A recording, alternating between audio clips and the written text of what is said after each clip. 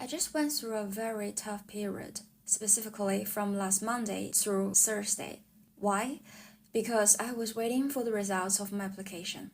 At first, I felt hopeful, but I didn't hear from the professors on Monday or Tuesday, and by Wednesday, I became very desperate. I thought I wouldn't get position, and then I thought about the consequences of not getting it. The Dutch government is cutting the budget for higher education. They plan to take 1 billion euros out of Dutch universities. Not only that, they even withdraw grants that were already agreed upon to be granted to young professors. No money, no hiring, no position, which means that the likelihood of securing a position in the Netherlands will drop drastically. On top of that, I will have to move out of my current place, which was built specifically for students. At the beginning of December, I would not be qualified to live in here. But without a job, how will I find a place in a housing market that is highly competitive and unfavorable to internationals? This would mean that I would have to leave the Netherlands and give up my years-long plan to pursue an academic career here. All my previous hard work would go down the drain, and my future would once again be filled with uncertainty. All these thoughts weighed on me like a mountain, making me suffocated. I lost motivation, and for those 4 days, I couldn't focus on anything but my own anxious thoughts. This previously described process is rumination, or according to Dr. Susan Nolan-Hoeksema, a key researcher in this area, excessive thinking about one's negative emotion and recursive speculation of possible causes and consequences. Welcome back to Floating Oasis. I'm your host, Xiaoye. Today we are going to dive into a very fascinating question. Why do women ruminate more than men? Research have shown that women are almost twice as likely as men to be diagnosed with unipolar depression. The gender difference persists even after taking into account women are more inclined to report depressive symptoms than men, which would lead to higher rates of depression diagnosis. One possible explanation is the gender difference in rumination. Evidence from neuroimaging and empirical studies suggests that rumination is not only associated with depression, it is also one of the important risk factors for the emergence of depression. Response styles theory from Dr. Susan Nolan-Hoeksema argues that women are more prone to ruminate than men when faced with negative moods, and their greater use of rumination will lead to a higher rate of depression. If they only ruminate and do not do anything about it, that's when problems arise. The inactive responses interfere with attempts to improve the status quo, increase the accessibility of negative memories, and undermine social support. Therefore, intensity of negative emotions are enhanced, resulting in a stronger sense of helplessness. In other words, rumination can make the impact of negative life events even worse, and make episodes of depressive moods last longer. This theory has been widely tested and confirmed by different researchers and in different populations. For example, researchers observed a gender difference in rumination at around 12 years old, 1 year before the emergence of gender difference in depression and stress. Additionally, as girls grow older, their reliance on rumination grows correspondingly. Others also found this gender difference among adults.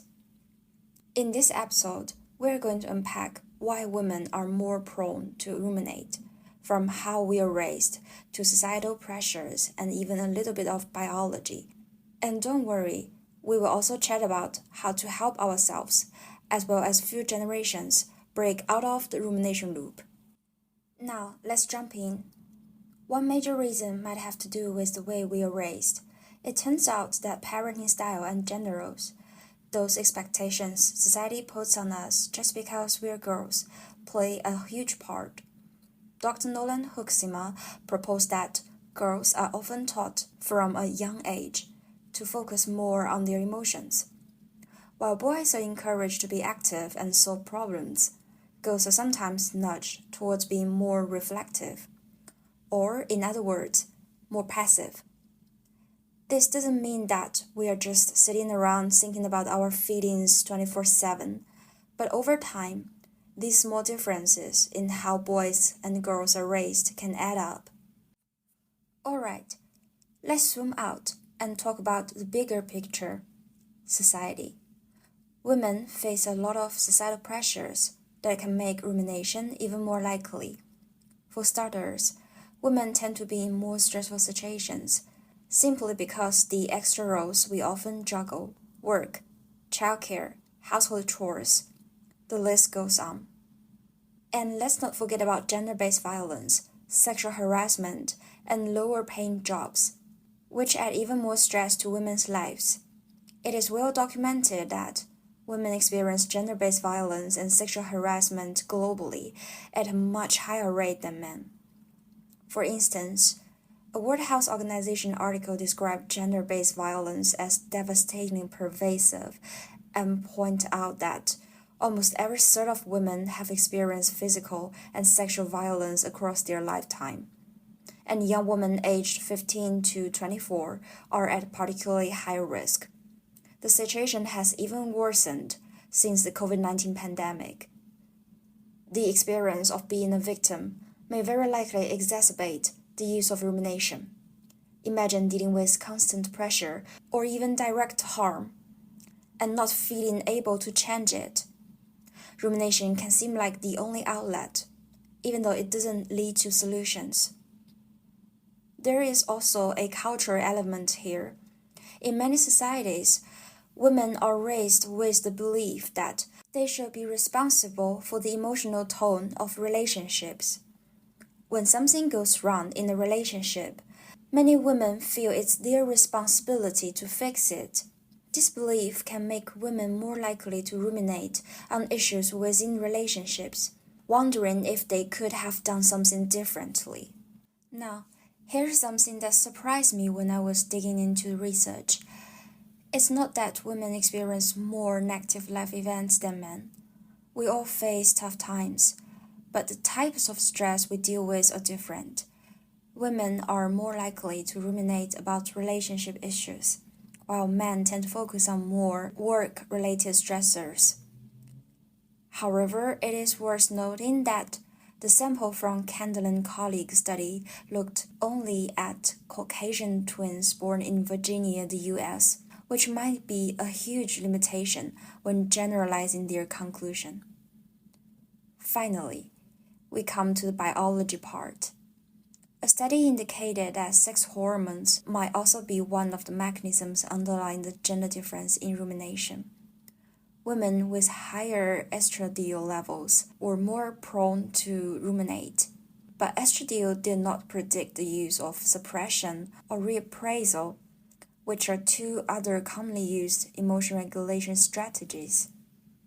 Interestingly, the effect of hormones appears to be multifaceted. Women with low estradiol levels also experienced a greater intensity of negative effects. Moreover, trauma experience might impair the hypothalamic pituitary adrenal system, or HPA axis in short, leading to poorer biological coping responses.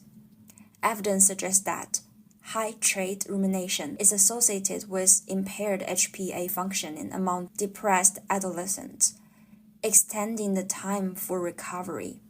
It is conceivable that symptoms of prolonged bodily reactions might also intensify rumination use. Okay, now we've covered why women ruminate more than men. You might be wondering, is there anything we can do about it? Thankfully, the answer is yes. First, one of the best ways to deal with rumination is by seeking social support. Talking to friends or family can help break the rumination cycle. But, and this is important, it depends on the kind of support you get. There is a thing called co-rumination, where you and a friend just sit around and talk about your problems endlessly. And guess what? It doesn't help. In fact, it can make things worse. So, while venting to a friend is totally fine, making sure you're not just rehashing the same negative thoughts without moving forward. Another great tip is distraction. I know this sounds a little bit too simple, but redirecting your attention can break the cycle. Take a walk, call a friend for a positive chat, or dive into a hobby. The idea is to stop the negative thoughts from looping by focus on something constructive. In this way, you can refocus on solving the problem later. Parents can also make a difference in raising the next generation. By encouraging girls to be proactive, solution-focused, and confident in handling problems, we can help them build a healthier relationship with emotions. Teaching adaptive emotion regulation techniques like reframing situations or finding positives in challenges can promote resilience. And of course, we can't ignore the bigger picture. Society plays a role in how women experience and cope with stress. So promoting gender equality and reduce the burdens women face, like workplace discrimination, gender pay gap, unpaid domestic labor, and violence against women, all of which will help reduce the stress that leads to rumination in the first place. Beyond this, we should also tackle stereotypes that associate women with being emotional or telling women to be responsible for everyone else's feelings. Alright, so what have we learned today? Women tend to ruminate more than men for a lot of reasons. Some of them are biological, but a lot of it comes down to the way we are raised and the role society places on us.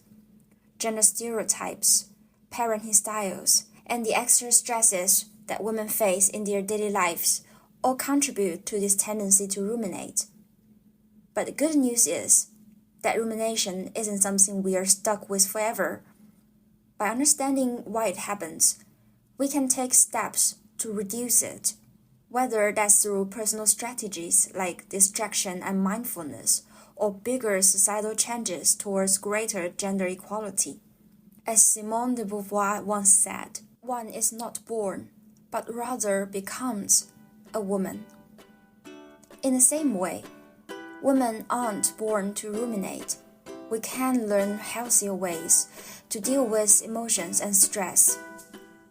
Thank you for joining me on today's episode. I hope you find it both informative and uplifting. If you did, don't forget to subscribe and share with your friends. Until next time, take care and don't let rumination weigh you down.